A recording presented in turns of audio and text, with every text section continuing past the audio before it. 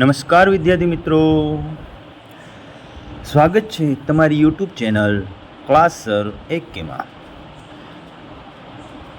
તમારી શાળામાં આવેલ 2024ની નવી સ્વધ્યન પોથીમાં ભાગ 2 ધોરણ 7નું પ્રકરણ નંબર 3 વિષય ગણિતમાં માહિતીનું નિયમન સ્વધ્યન પોથીના સમગ્ર તમામ પ્રશ્નોના જવાબો આપણે સોલ્યુશન કરશું. પહેલો, યોગ્ય વિકલ્પ પસંદ કરો. પહેલો, માહિતી 14, 6, 12, 17, 21, 10, 4, 3નો વિસ્તાર કેટલો છે? વિસ્તાર સી 18. બીજું, ધારો કે એ એક્સ વાય ઝેડ એ 3 અવલોકન છે, તો આ અવલોકનોનો મધ્યક કયો થાય? એક્સ વત્તા વાય વત્તા ઝેડ ભાગ્યા 3, વિકલ્પ બી. ત્રીજું, શહેરના જુદા જુદા બગીચાઓમાંના વૃક્ષોની સંખ્યા 33, 38, 48, 33, 34, 34, 33 અને 24 છે. આ માહિતીનો બહુલક કયો થાય?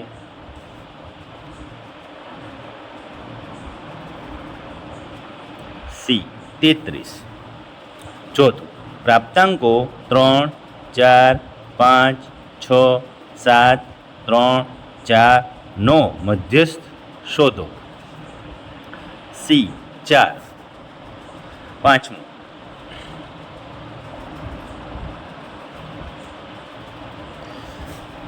પાંચમું, ત્રણ સંખ્યાઓનો મધ્યક 40 છે. ત્રણેય સંખ્યાઓ જુદી જુદી પ્રાકૃતિક સંખ્યા છે. જો સૌથી નાની સંખ્યા 19 હોય તો બાકીની બે શક્ય સંખ્યાઓ પૈકી મોટામાં મોટી સંખ્યા કઈ છે? એ 81. છઠ્ઠું, નીચે પૈકી કયા વિકલ્પનો મધ્યસ્થ બહુલક સમાન છે? ડી 4, 3, 4, 3, 4, 6, 4. આગળ પ્રશ્ન નંબર 2, ખાલી જગ્યા પૂરો. 7, માહિતીના મહત્તમ અને ન્યૂનતમ અવલોકનો વચ્ચેના તફાવતને માહિતીનો વિસ્તાર કહે છે. 8, આપેલા માહિતીમાં સૌથી વધારે વખત આવનાર અવલોકનોને તે માહિતીનો બહુલક કહે છે. 9, જો 8, 4, x, 6, 2, 7ની અંકગણિતીય સરાસરી 5 હોય તો xની કિંમત ખાલી જગ્યા થાય 3. 10, કોઈપણ માહિતીનો મધ્યસ્થ માહિતીના ખાલી જગ્યા અને ખાલી જગ્યા અવલોકનોની વચ્ચે રહેલો હોય છે. ન્યૂનતમ અને મહત્તમ. 11, જો મધ્યસ્થ એ માહિતીના અવલોકનોનો પૈકીનું એક અવલોકન હોય ત્યારે અવલોકનોની સંખ્યા ખાલી જગ્યા હોય અયુગ્મ. પ્રશ્ન નંબર 3, માંગ્યા મુજબ જવાબ આપો. પ્રશ્ન નંબર 3, માંગ્યા મુજબ જવાબ આપો. 12, પ્રથમ 10 યુગ્મ પ્રાકૃતિક સંખ્યાઓનો મધ્યસ્થ શોધો. તો પ્રથમ 10 યુગ્મ પ્રાકૃતિક સંખ્યાઓ કઈ થાય? તો કે 2, 4, 6, 8, 10, 12, 14, 16, 18, 20 યુગ્મ એટલે બેકી સંખ્યાઓ. તો પ્રથમ 10 યુગ્મ પ્રાકૃતિક સંખ્યાઓ તો કે 2 થી 20 સુધીનો સરવાળો ભાગ્યા 10 એટલે 110 ભાગ્યા 10 એટલે કેટલો જવાબ આવશે? 11. 13, 10 અવલોકનોનો મધ્યક 40 છે. ભૂલથી એક અવલોકન 45ને બદલે 15 લેવાયું છે, તો માહિતીનો સાચો મધ્યક શોધો. નીચે આપણે નોટની એમાં ગણીશું. આવી રહ્યું 13મો, 10 અવલોકનોનો મધ્યક 40 છે, તો મધ્યક બરાબર અવલોકનોનો સરવાળો ભાગ્યા અવલોકનો. તો 40 બરાબર અવલોકનોનો સરવાળો ભાગ્યા 10. અવલોકનો આપ્યા નથી. અવલોકનોનો સરવાળો શું થાય? તો 40 ગુણ્યા 10 બરાબર 40. સાચો મધ્યક શું થાય? તો કે 400 વત્તા 45 માઇનસ 15 ભાગ્યા 10. તો 40માંથી 30 ઉમેરી દો, ભાગ્યા 10 કરી નાખો એટલે સાચો મધ્યક શું આવશે? 43. ચાલો 14મો પ્રશ્ન, નીચે 12 માણસોના વજન કિલોગ્રામમાં આપેલા છે. 70, 62, 56, 57, 62, 84, 75, 59, 62, 65, 78, 60 બધાનો સરવાળો ભાગ્યા 12. કેટલા અવલોકનો આપેલા છે? 12 અવલોકન આપે. એ બધાનો સરવાળો ભાગ્યા 12, 788 ભાગ્યા 12 એટલે 65.67 આવશે. તો માહિતીનો મધ્યક પહેલું એ જવાબ આવ્યો 65.67. બી, અહીંયા 4 માણસોના વજન મધ્યક કરતાં વધુ છે. કેટલા વધુ છે? 4 માણસોના. સી, વિસ્તાર બરાબર સૌથી મોટું અવલોકન માઇનસ સૌથી નાનું અવલોકન. સૌથી મોટું 84 માઇનસ 54 બરાબર 30. 15. આપેલી માહિતીનો મધ્યક 4.5 હોય તો માહિતીનો મધ્યસ્થ શોધો. 5, 7, 7, 8. એક્સ 5, 4, 3, 1, 2. ચલો નીચે ગણીએ. 15. મધ્યક બરાબર 5 + 7 + 7 + 8 + x + 5 + 4 + 3 + 1 + 2 ભાગ્યા 10. 4.5 બરાબર 42 + x ભાગ્યા 10. તો 4.5 × 10 બરાબર 42 + x. 42 ના બાજુ લાવેલો, 45માંથી 42 બાદ કરો તો x બરાબર 3. માહિતીનો ચડતો ક્રમ 1, 2, 3, 3, 4, 5, 5, 7, 7, 8. કુલ પ્રાપ્તાંકો કેટલા છે? 10. તો મધ્યસ્થ કેટલો થાય? 4 + 5 ભાગ્યા 2 એટલે કે 9 ભાગ્યા 2 એટલે 4.5.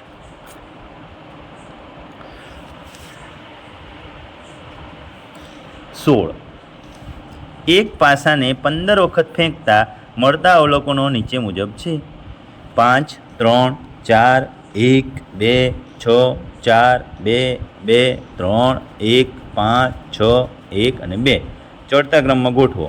1, 1, 1, 2, 2, 2, 2, 3, 3, 4, 4, 5, 5, 6, 6. મધ્યસ્થ શોધો. 15મો + 1 ભાગ્યા 2 મું અવલોકન. 16 ભાગ્યા 2 એટલે 8મું અવલોકન. તો 8મું અવલોકન શું છે? તો કે મધ્યસ્થ બરાબર 3. બહુલક શું થશે? તો કે સૌથી વધુ વખત પુનરાવર્તન પામતું અવલોકન 2. મધ્યક બરાબર બધાય અવલોકનો સરવાળો ભાગ્યા 15 એટલે 47 ભાગ્યા 15 બરાબર 3.13. ચાલો 17. આપેલ માહિતીનું અવલોકન કરી નીચેના પ્રશ્નોના જવાબ આપો. 16, 15, 16, 16, 8, 15, 17. એ, આપેલી માહિતીના અવલોકનોમાંથી કયું અવલોકન માહિતીમાં એક વખત ઉમેરતા માહિતીનો બહુલક બદલાશે નહીં? 15 સિવાય બધાય એટલે કે 8, 8, 16 અને 17. બીજું, જો માહિતીનો બહુલક 15 કરવો હોય તો કયું અવલોકન ઓછામાં ઓછી કેટલી વખત બદલવું પડશે? બી, અવલોકન 15 2 વખત. સી, જો માહિતીનો બહુલક 17 કરવો હોય તો આ અવલોકન ઓછામાં ઓછી કેટલી વખત ઉમેરવું પડશે? તો કે 17 ને 3 વખત ઉમેરવું પડે. 18. નીચે આપેલા સ્તંભ આલેખનો અભ્યાસ કરો અને પ્રશ્નોના જવાબ આપો. અભ્યાસ કરો શાંતિથી જોઈને નીચે. ચાલો. એ, આપેલ સ્તંભ આલેખ કઈ માહિતી દર્શાવે છે? તો કે આપેલ સ્તંભ આલેખ વર્ષ 2005 થી 2009 દરમિયાન વિશ્વના દેશોમાં થયેલ ભાતનું ઉત્પાદન મિલિયન ટનમાં. બી, કયા વર્ષમાં ઉત્પાદન સૌથી ઓછું છે? વર્ષ 2006માં. સી, કયા વર્ષ પછી ચોખાનું ઉત્પાદન સૌથી વધુ થયેલ છે? વર્ષ 2006 પછી. આપેલા 5 વર્ષ દરમિયાન ચોખાના ઉત્પાદનની સરાસરી શોધો. તો સરાસરી 50, 40, 70, 50, 60 બધાનો સરવાળો ભાગ્યા 5. બધાનો સરવાળો ભાગ્યા 5 270 ભાગ્યા 5 બરાબર 54 મિલિયન ટન. વર્ષ 2006 અને વર્ષ 2008માં થયેલ ચોખાના ઉત્પાદનનો તફાવત, તો 50 અને 40નો તફાવત 10 મિલિયન ટન. 19. પ્રશ્નોના જવાબ આપો. આ અવલોકન કરીને એના ઉપર પ્રશ્નોના જવાબ આપવાના છે. તો ચાલો. ધોરણ 8ના વિદ્યાર્થીઓ કઈ રમત સૌથી વધારે રમે છે? ક્રિકેટ. ધોરણ 7ના કુલ કેટલા વિદ્યાર્થીઓ હોકી અને ટેનિસમાં રસ ધરાવે છે? હોકીમાં 7 વિદ્યાર્થીઓ, ટેનિસમાં 10 વિદ્યાર્થીઓ. ધોરણ 7માં કુલ કેટલા વિદ્યાર્થીઓ છે? તો કે 7 + 10 બરાબર 17 વિદ્યાર્થીઓ. કઈ રમતમાં ધોરણ 7ના વિદ્યાર્થીઓની સંખ્યા ધોરણ 8ના વિદ્યાર્થીઓની સંખ્યા કરતાં ઓછી છે? કુલ વિદ્યાર્થીઓ 65 છે.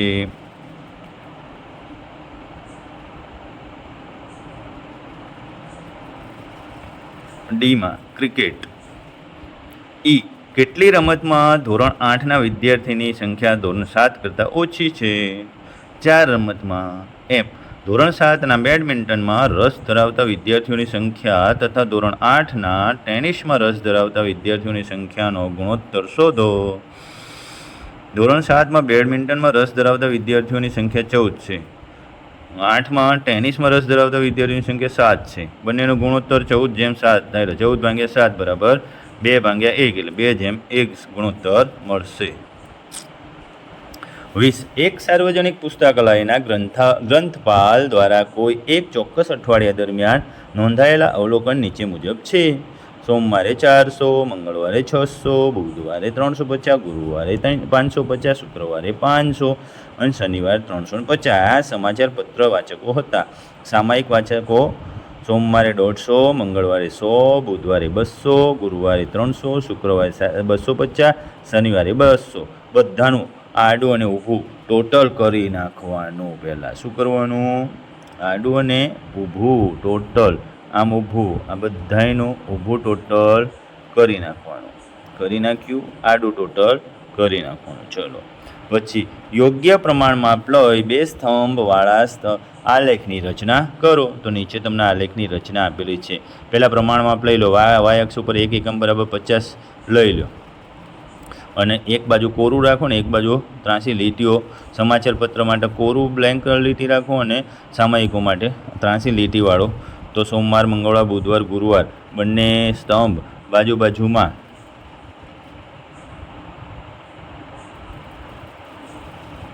બંને સ્તંભો બાજુમાં આપણે લઈશું.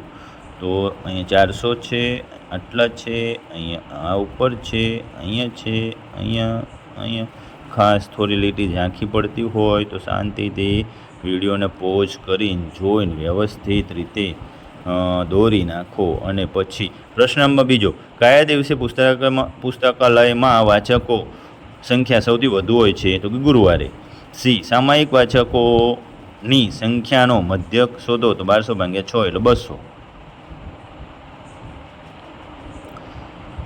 21.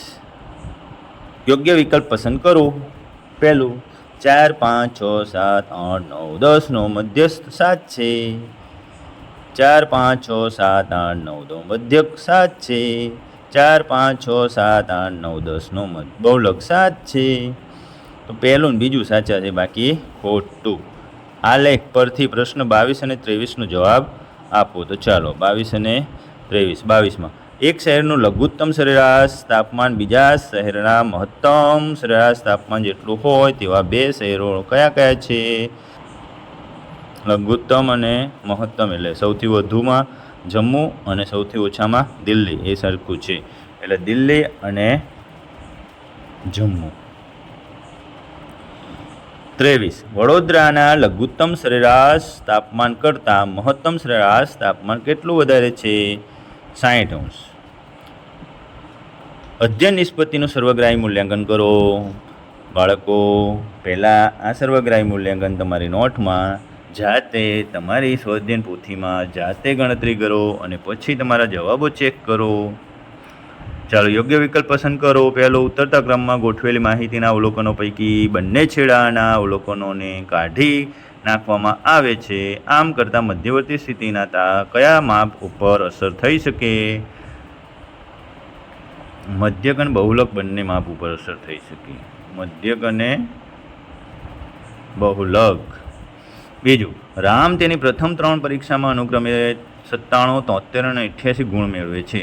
જો તે તેની ચોથી પરીક્ષામાં 80 ગુણ મેળવે તો તેના ગુણની સરાસરી 1.5 ઘટશે. ત્રીજું, 40, 50, 99, 68, 98, 60, 94નો મધ્યસ્થ કેટલો થાય? 68. બીજું, ખાલી જગ્યા પૂરો. ચોથું, મધ્યક શોધવાનું સૂત્ર બરાબર ખાલી જગ્યા. તો અવલોકનનો સરવાળો ભાગ્યા અવલોકનોની સંખ્યા. 5મું, પ્રથમ 5 અવિભાજ્ય સંખ્યાઓનો મધ્યક ખાલી જગ્યા થાય. તો 5 અવિભાજ્ય સંખ્યાઓ 28/5 એટલે 5.6 થાય. ત્રીજું, માંગ્યા મુજબ જવાબ આપો. છઠ્ઠું, આપેલી માહિતીનો બહુલક શોધો. 10, 8, 4, 7, 8, 11, 15, 8, 4, 2, 3, 6, 8. જો ધ્યાનથી તો કે 8 સૌથી વધુ વખત રિપીટ થાય છે 4 વખત, તો સૌથી વધુ વખત 8 આવે એટલે બહુલક શું થશે 8. 7મું, 12 વિદ્યાર્થીઓના કોઈ એક વિષયમાં મેળવેલ ગુણ નીચે મુજબ છે: 31, 37, 35, 38, 42, 23, 17, 18, 35, 25, 35 ને 29. સરવાળો 965, સરવાળો 365. આ પરથી માહિતીનો વિસ્તાર, મધ્યક, મધ્યસ્થ અને બહુલક શોધો. વિસ્તાર થાય સૌથી મોટો વિસ્તાર 42 અને 17 બંનેની બાદબાકી એટલે 15. તો વિસ્તાર શું થઈ જશે અહીંયા 15. મધ્યક શું થશે તો કે બધાનો સરવાળો ભાગ્યા 12 એટલે 365 ભાગ્યા 12 એટલે કેટલું મળશે જવાબ 30.42. ચડતા ક્રમમાં ગોઠવી નાખો. ચડતા ક્રમમાં ગોઠવ્યા પછી ગણો 2 3 4 5 6 7 8 9 10 11 છે ભાઈ. 12 12 બહુલકો છે એટલે વચ્ચેવાળા 2 લેવાના 31 અને 35. 31 અને 35નો સરવાળો ભાગ્યા 2 એટલે 66 ભાગ્યા 2 એટલે કેટલો જવાબ આવશે 33. બહુલક સૌથી વધુ વખત પુનરાવર્તન પામતું અવલોકન કયું છે તો કે 35 2 વખત છે એટલે જવાબ આવશે 35. 8. નીચે 4 નગરોની વસ્તીની 2 વર્ષની સરખામણી દર્શાવતી માહિતી આપેલી છે. નગર ABCD 2007, 2009. 2007માં 2900, 6400, 8300, 4600. 2009માં 3200, 7500, 9200, 6300. બધાનો ઊભો સરવાળો કરી નાખો. આ માહિતી પરથી નીચેના પ્રશ્નોના જવાબ આપો. તો કે એ યોગ્ય પ્રમાણમાં લઈ 2 સ્તંભવાળા આ લેખની રચના કરો. તો ચાલો કરી નાખીએ. બી, કયા નગરમાં વસ્તી એ તો પછી કર્યા પછી તો છે ને. તો પ્રમાણ માપ લઈ લો તો કે વાય અક્ષ ઉપર 1 એકમ બરાબર 1000 લેવાના. 2007માં કોરું રાખો અને 2009માં 83 લીટીઓ બતાવી દો. તો ચાલો આ દોરી નાખ્યું છે બરાબર. આલેખ શાંતિથી જોઈને લીટી આછી પડતી હોય થોડું ધ્યાનથી જોઈને દોરવાનો છે. હવે આલેખ પરથી જવાબ બી, કયા નગરમાં વસ્તી વધારો સૌથી વધુ છે તો કે નગર ડીમાં 1700. સી, કયા નગરમાં વસ્તી વધારો સૌથી ઓછો છે નગર એમાં 300. ઓકે વિદ્યાર્થીઓ, થેન્ક યુ.